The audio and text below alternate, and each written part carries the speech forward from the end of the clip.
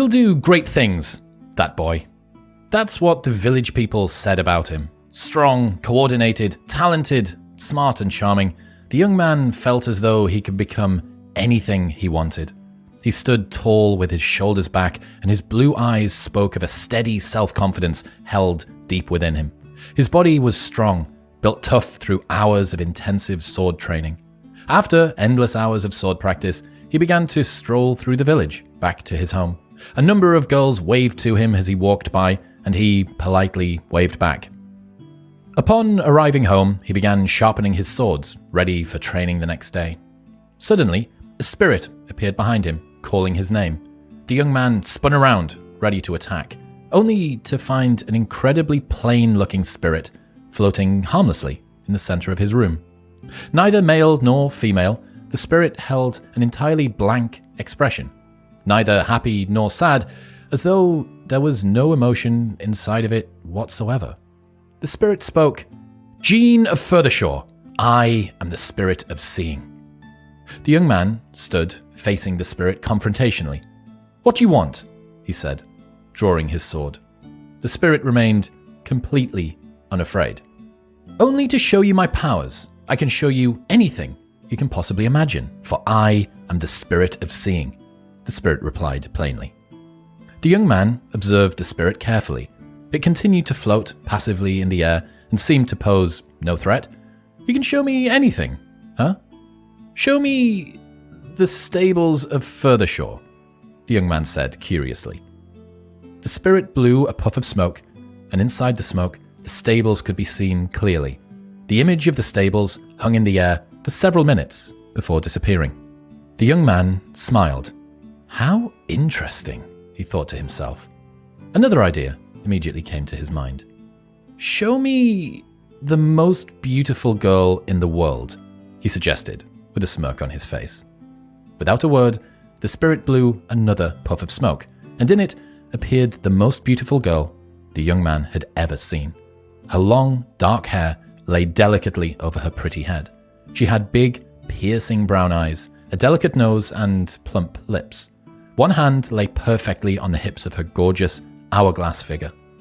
The young man's pupils dilated as he stared at the girl in wonder for a full 5 minutes.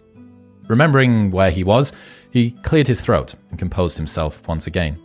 While he felt slightly embarrassed, the spirit maintained an empty gaze, seemingly unaffected by the young man's embarrassing display. Another idea entered the young man's mind. "Show me a great warrior," he commanded. As usual, the spirit blew yet another puff of smoke, with an image of exactly what the young man had asked for. The perfect warrior stood, looking into the distance, his body toned and muscular, with a stern expression on his face. The young man marveled at this great warrior, pledging to himself that he too would one day be a great warrior just like this man.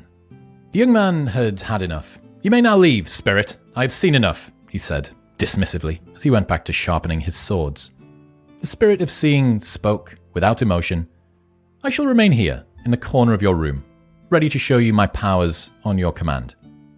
The young man shrugged his shoulders in acceptance. The spirit didn't seem to mean him any harm. As the weeks went by, the young man became accustomed to the spirit in his room.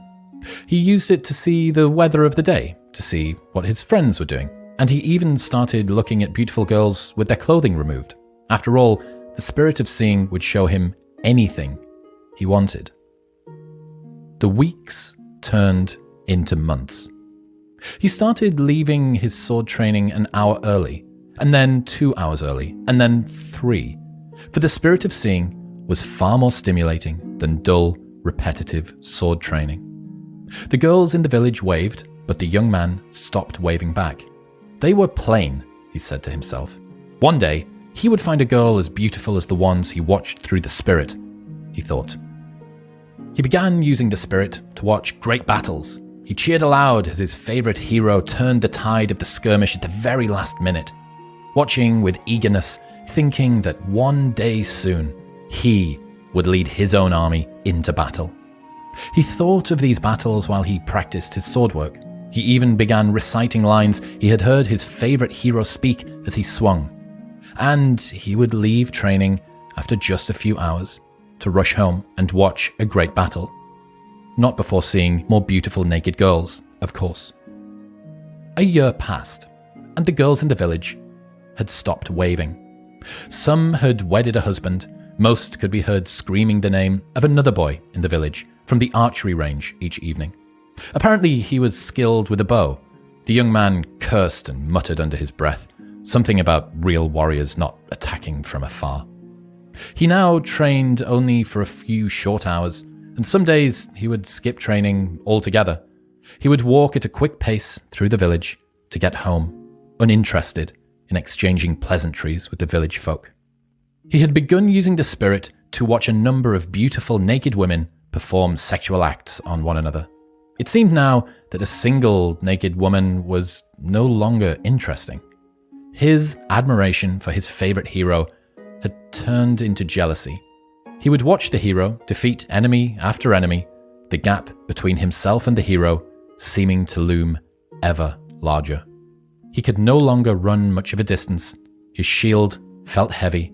His sword skills no longer matched other warriors of his own age. Several more years passed. The young man had given up on becoming a hero. Although he would still rewatch his favorite battles through the spirit from time to time, still unmarried, he had become deeply frustrated and sad. His sword lay quietly in the corner of the room, collecting dust. On the night of his 30th birthday, the man, nearing the end of his youth, sat alone in his room, feeling worse than he had ever felt. The clock struck 12. Suddenly, the spirit of seeing began to laugh. The man was startled. The spirit had never laughed before. In fact, it had never shown any emotion whatsoever. He looked up at the spirit, who caught his gaze. Slowly, the spirit of seeing grew a wide smile. For the first time in 10 years, the spirit spoke. "My work here is done," it said in a deep voice. "What are you talking about, spirit?" the man spoke fearfully. The spirit laughed again. "I shall reveal what I have kept secret for the past 10 years. I am the ultimate concentration of evil. I am the root of all the darkness in this world. I am the devil himself," the spirit spoke pridefully. The man became terrified, his mouth wide open and speechless. "A demon will attack this village tonight. A prophecy foretold that you were the one destined to defeat it. But it is I that has defeated you. And now the souls of this village are mine," the spirit spoke with a tone of utter glee. "Why wait 10 long years?" the man asked in a shaky voice. "Why not fight me face to face the first time we met?" The spirit let out another laugh. "If I had fought you face to face, you would have conquered me, but I am cunning, and that slow drip of poison given to you through the means of endless fantasy has rendered you too weak to fight.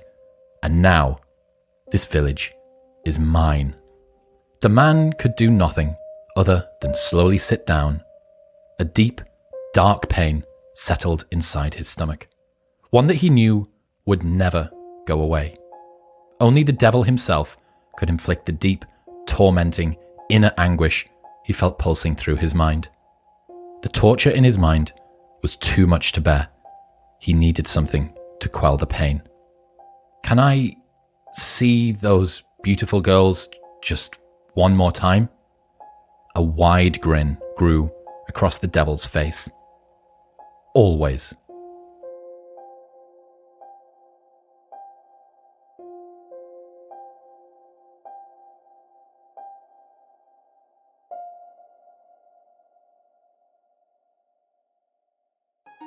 This story was written by James McIntosh and narrated by Chris Williamson.